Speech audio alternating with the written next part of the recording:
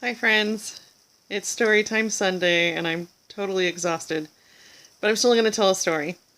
I have a lot I've been working on, so most of my waking moments are spent planning these huge Christmas events that are a week apart this year. I won't bore you with the details, but it's really stressful. Years ago, when I was about 12 or 13 years old, my mom and I went shopping together, and as we were leaving the parking lot, I saw these two high school boys sitting in their cars side by side, and they looked at each other and they smiled rather mischievously, and I knew those boys are going to do something to us. I didn't know what, but I just had this bad feeling, and as we drove into our residential neighborhood, one of them passed us, and we got to this three-way stop, and he decided after he stopped he wasn't going to go. And then the other car, he pulled up behind us and inched closer and closer until they had us boxed in. And we didn't know what their intentions were, and it was really scary. And that's when my mom, she decided to bump the kid in front of her with her station wagon. She just gave him a light tap, just a message, you better move your car.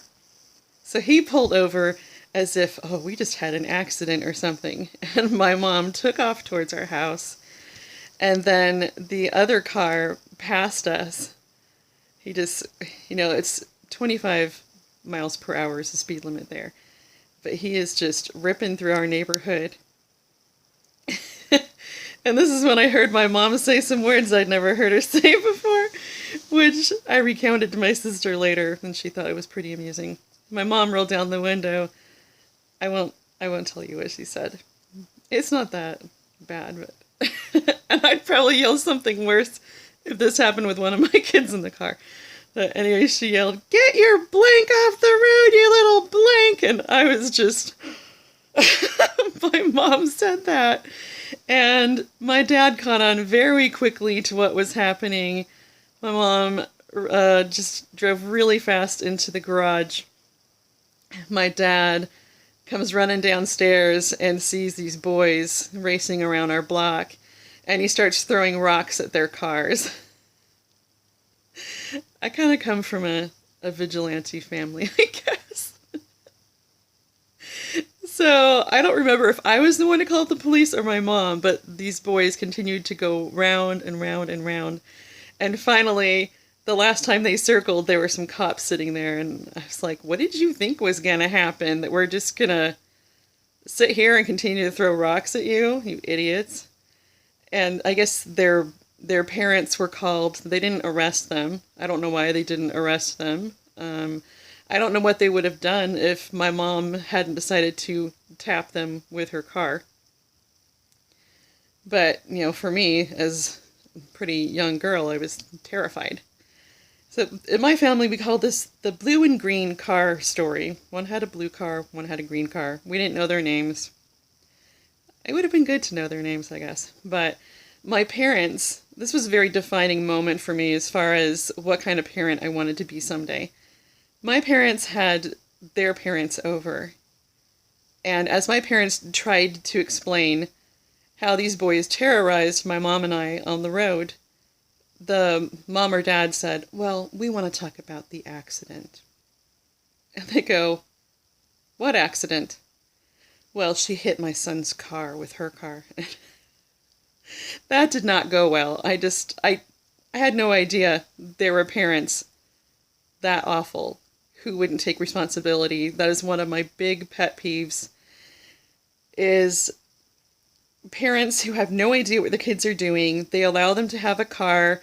They don't seem to know their kids are gone at 1, 2 in the morning, or that this is another thing that happened to us, is that they're driving around with baseball bats and smashing people's windows.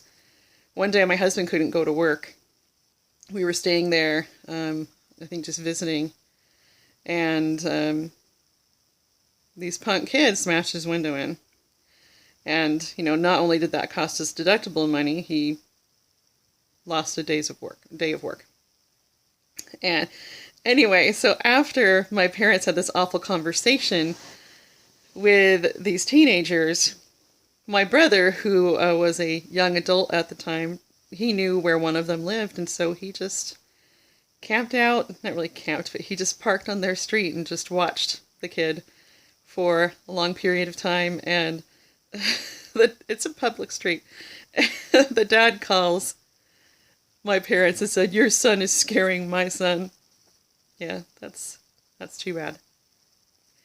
And then the kid who drove the green car started following my mom all over town, and there was a time where she had to go to the police station to get him off her tail.